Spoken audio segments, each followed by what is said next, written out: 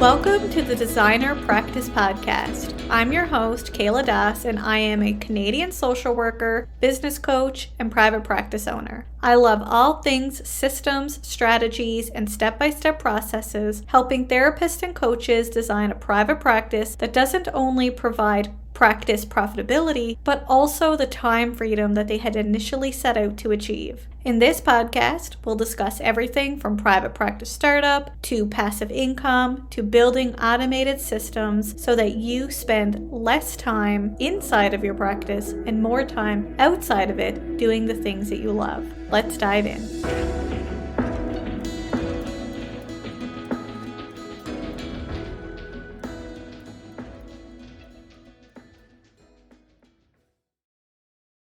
Welcome back to the Designer Practice Podcast, and I'm your host, Kayla Das. Referral relationships can be one of the most sustainable and cost-effective ways to gain consistent client referrals. And that's because when a referral relationship is created, therapists and coaches are much more likely to receive ongoing referrals from the prospective referral partner. But like any relationship, referral relationships need to be developed, nurtured, and maintained. In today's episode, I'll share with you my 4-step process for developing, nurturing, and maintaining a lasting referral relationship so that you can have a steady flow of clients for years to come. Before we dive into the steps though, let's define what a referral relationship is. And I define a referral relationship as a connection or relationship developed between 2 or more people who agree to provide referrals to one or both parties due to a similarity, commonality, and/or mutual benefit that serves all parties ongoing. So let's dissect this definition a little bit, shall we? There's really 2 parts to this definition. First, there are 2 or more people agreeing to provide and in turn receive referrals. And the second is that the 2 people have some similarity, commonality, and/or mutual benefit in the relationship that serves all parties ongoing. Most of us are quite familiar with the desire to receive ongoing referrals for our practices, and that tends to be the driving force for us to even start reaching out for potential referral relationships. But something that is often overlooked is the second part of that definition, where the person we are wanting to develop a relationship with must have some similarity, commonality, or mutual benefit for both parties ongoing. One of the biggest mistakes that I've seen over the years in our field is when therapists or coaches seek out professionals with the sole intention for them to receive referrals from a professional without determining if there is a similarity or commonality, say between the clients that they serve, or also highlighting that similarity or commonality for the potential referral partner to also see that similarity or commonality as well. In addition, it's also important to consider how the therapist or coach intends to provide mutual benefit to the other professional so that they feel enticed to even start building a referral relationship and then also to maintain that relationship long term. One of the most common mistakes that therapists do is that they write an ad-like letter and send them out to professionals. And if this is you, please don't worry, because I'm pretty sure we've all been there. I know I have. And hopefully through this episode today, I can share with you some information so that you can avoid this trap in the future. Now, I am pro email for initiating contact with potential referral partners. However, going back to the second half of the referral relationship definition, we want to ensure that we somehow include or acknowledge that there's similarities or commonalities. Usually that starts with probably the clients that we serve, as well as the mutual benefits that we see for both parties, both you and the other person. So now let's actually dive into these 4 steps. So let's get started. Step 1, reach out.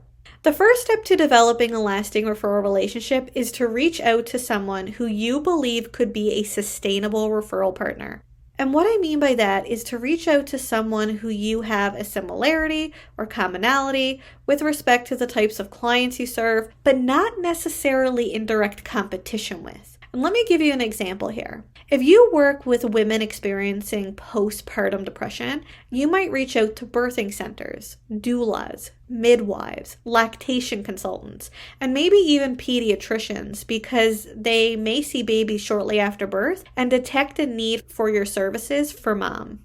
Other viable options are other mental health professionals or therapists who work in similar but not necessarily competing services. So for example, maybe there are mental health therapists in your area who work with mom prenatally, but not necessarily postpartum. You, of course, could always create a referral relationship with other mental health therapists who are in the exact same niche as you and are quote unquote direct competition. And this usually works if someone is looking for referrals for, say, an overflow situation where they can't accept any additional clients because their caseload has maxed out. But one of the issues with this is you won't likely receive consistent flow of referrals. And that's because both you and the other person are likely going to have a caseload that fluctuates from time and time again. Doesn't mean you can't create these relationships, but it may not be the first place to start. That's why it's good to think about the similarities and commonalities, but not necessarily who you'd be in direct competition with.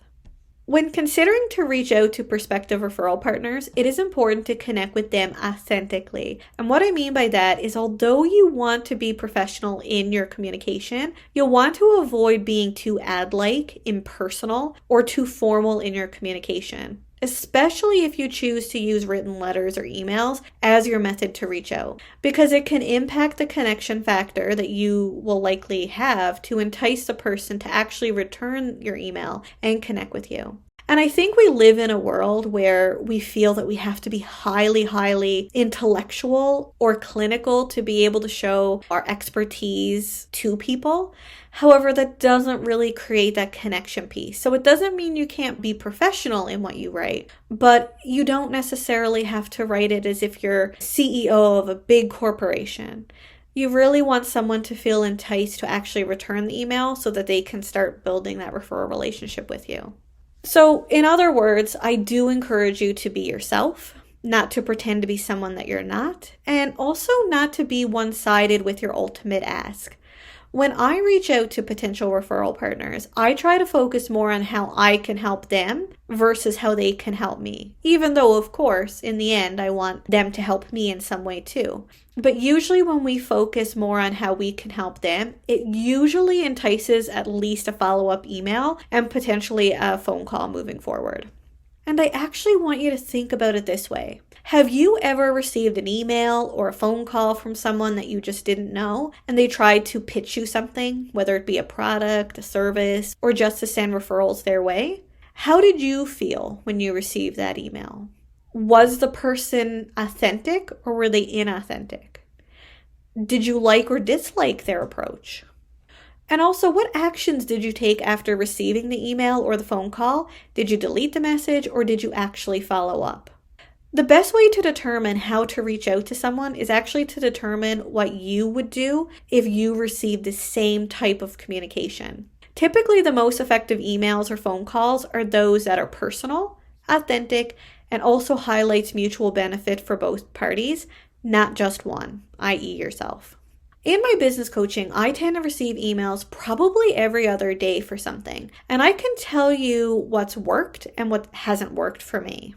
Typically, if I receive an email that feels generic, like it's been sent to a bunch of people, it also doesn't address me by name or even explain how the product, service, or referral relationship would work or will also benefit me, I usually press delete.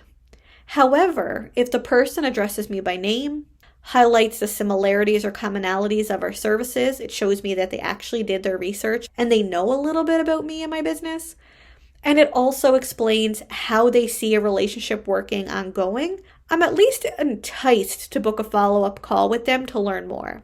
Because this really does pique my interest. Because as humans, we are interested in ourselves. And I don't want to say that in a selfish way, but the truth is that even our intent to reach out to people is for us to get referrals. And the other person also wants to know, first, do we have the same clientele? Who can I start referring to you? And then also, what's in it for me or my business? In my opinion, one other thing that doesn't tend to work well is adding a letter as an attachment to an email instead of just making the email the actual letter. And there's a few reasons why I believe that this doesn't convert very well. The first is usually the email itself is generic. So if you're attaching a letter, you're likely not going to repeat that letter. And you're likely going to have something like, please see the attached document for a letter of referral relationship or something like that. But again, that's too formal and also too generic, and it's not likely going to entice me to open that document. The second is, in today's world with computer viruses and hackers on the rise, people don't tend to click on links or files from people that they don't know. And I know that is certainly true for me, especially if we are using our work emails, because if we're using our work emails, that can pose greater risk than even just our personal emails. So even though your attachment is not likely going to be a virus, the other person, if they don't know you, probably doesn't know that, and they're not going to open it. The third is it actually takes extra time to open a document than it does just to skim through an email. So if people are busy, it's possible that they might just leave it for later and forget it at all, or just delete it because it's just too much work. So by having it in an email, it shows people, it almost entices or encourages or forces people to read the email versus having to download an attachment to also read it.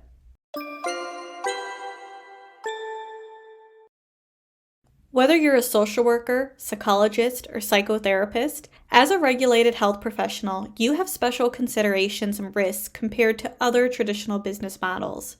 And having the proper private practice paperwork in place is essential for protecting your practice and minimizing your legal risk, specifically paperwork created by a legal professional. But going to a lawyer and having all of the documents drafted can cost thousands of dollars. When I first started out, I paid over $1,200 for just the consent to treatment form alone. However, Corinne Boudreau, a Nova Scotia lawyer and owner of Online Legal Essentials, along with Jean Eden, Alberta Practice Privacy Coach and owner of Information Managers, have partnered to create an affordable, all-inclusive, regulated healthcare practitioner legal template pack for private practitioners across Canada. From private practice paperwork to website legal templates to over 200-page private practice policy and procedures manual and more, the Regulated Healthcare Practitioner Legal Template Pack has everything you need to start and grow your private practice. For a package that can easily run over $10,000 if purchased elsewhere, Corinne and Jean charges only $997 Canadian. And as a special bonus for listening to the Designer Practice podcast, when you use the coupon code EVASPARE10, that's EVASPARE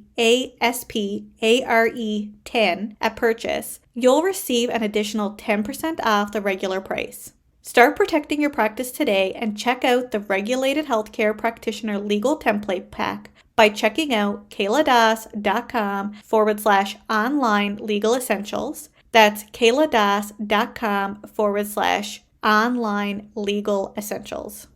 Now back to the show. Step number 2, build rapport.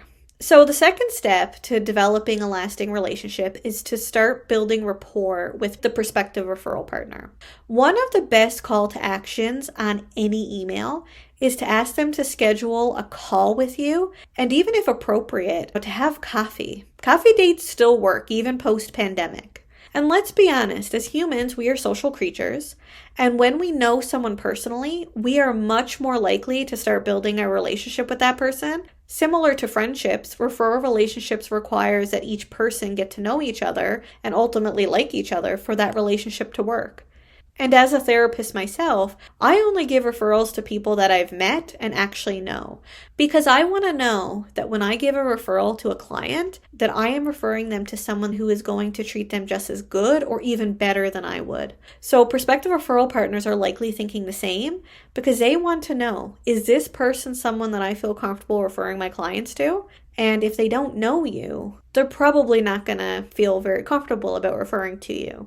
And of course, once you start building rapport with that person, they're likely going to start feeling comfortable and feel confident about sending referrals your way. Step number 3, identify mutual benefits. The third stage is to identify mutual benefits. A key difference between a referral relationship that is short-term versus long-term is when there are mutual benefits involved. And I'm not saying to go out and pay for referrals. That's not what I mean by mutual benefits. And actually, some regulatory bodies frown on that. But trying to build a referral relationship where the benefit is only one-sided, in other words, you expect them to give you referrals, but you don't give them anything in return, the relationship is going to fall apart pretty quickly. And sure, you might get a referral in the beginning, or maybe even a couple referrals, but it's not likely going to build that lasting referral relationship because only one person is receiving some benefit there. And there needs to be something for the other person for them to feel enticed to continue to give you referrals long term. And this is why ad-like letters or emails don't typically work, because they often ask for referrals without even considering the other person and how you can help them and their business in some way. Prospective referral partners really want to know what's in it for me, or how will this relationship help me in my business. When the prospective referral partner sees ongoing value for them, they're much more likely to reciprocate the relationship, which in the long run will help you continue to start receiving referrals that you're looking for. The other thing, and this has also happened for me too, is that when someone expects a lot from you, it can create some resentment. And I've had some business relationships in the past where I felt that someone expected a lot from me, but didn't give me much in return. And then I felt a little bit resentment towards that and actually just decided not to continue that relationship. So again, there needs to feel that there's some sort of benefit for both parties. So it's about now when I get the question from therapists, what if I don't know what would be mutually beneficial to the other person? And my answer is usually something like this. It's totally okay because no one expects you to read someone's mind. And you can explore this during the building the rapport stage. And as long as you introduce or allude to that you want to help them in their business in some way, and that you'd like to also discuss more about how you can do that, usually you're golden. Because everyone finds benefits in different things, it's really hard to predict what someone would find mutually beneficial, so you really don't need to know what that is yet. Sometimes people find having a mutual referral relationship for client overflow is enough. So giving the example of a mental health therapist, if you create a relationship with a mental health therapist who works with women experiencing prenatal stress versus postpartum depression, you might be able to give each other clients back and forth, and that might be mutually beneficial enough. Even if you create a relationship with someone who is quote unquote a direct competition to you, that might just be overflow, like I mentioned, right? Someone may have a full caseload and need someone else to refer to. Again, that might be mutually beneficial enough. However, other times a prospective referral partner may request something else that they would feel would be beneficial to them.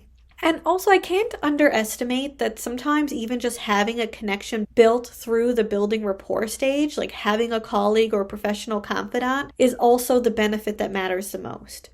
But at the end of the day, the referral partner can help you determine if the referral relationship is actually mutually beneficial. But it's just important to acknowledge that if one person feels they're getting more than the other, the relationship is probably not going to last long term. I do want to give a disclaimer here as well.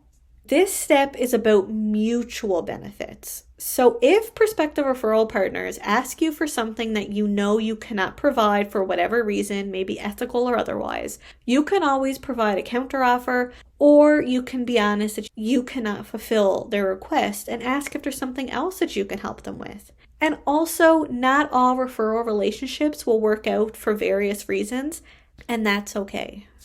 Step number 4, build trust. So the final stage is to build trust. When trust is built, a referral relationship is much more likely to be created than when trust doesn't exist.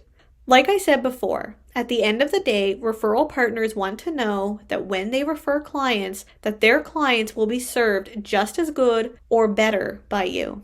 When trust is built, the referral partner has confidence that you are the best person to serve their clients, and they will continue to refer clients to you. I want to go back to something I said in step 3. where not all referral relationships will work out for various reasons. Sometimes it's not about mutual benefit at all, but more about the trust or even the fit of the referral relationship. And let me give you a personal example from my business coaching practice. As you know, one of my passive income streams inside of my practice is affiliate marketing, where I advertise products, whether it be through my blogs, social media, or even this podcast. And I get a commission from products sold through my affiliate links. By the way, thank you if you've ever purchased anything from my affiliate or podcast links. It does help me continue to provide this free content.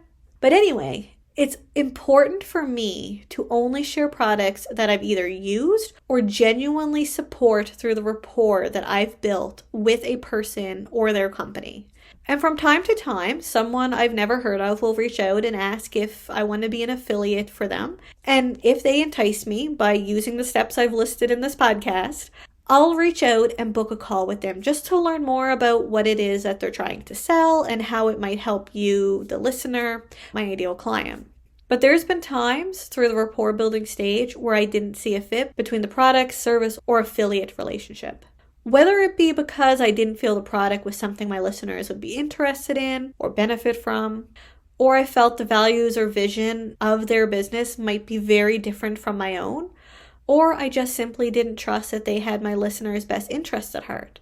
So regardless of the mutual benefit, the relationship didn't come to fruition. Sure, I would have got a commission, but it definitely wouldn't have felt good to me to be sharing products that I didn't feel that fit for whatever reason. And that's okay. It doesn't mean that these were bad products. It doesn't mean these are bad services. It just means that it wasn't a fit for my business. So that's it. That's the 4 steps for building a lasting referral relationship. So I want to recap. Step 1, reach out. Step 2, build rapport. Step 3, identify mutual benefits. And step 4, build trust. Also, I want to leave you with some words of wisdom. If you don't find a lasting referral relationship on the first try, please don't give up. It does take time because a referral relationship needs to be developed, nurtured, and maintained for it to become long-lasting. But when you do find a referral partner who is a good fit for you in your practice, you'll have a referral partner that will grow with you in your practice well into the future. So thank you for tuning in to today's episode. And if you like this episode, please share this podcast with a colleague so that they can access all of this content on our channel as well. Until next time, bye for now.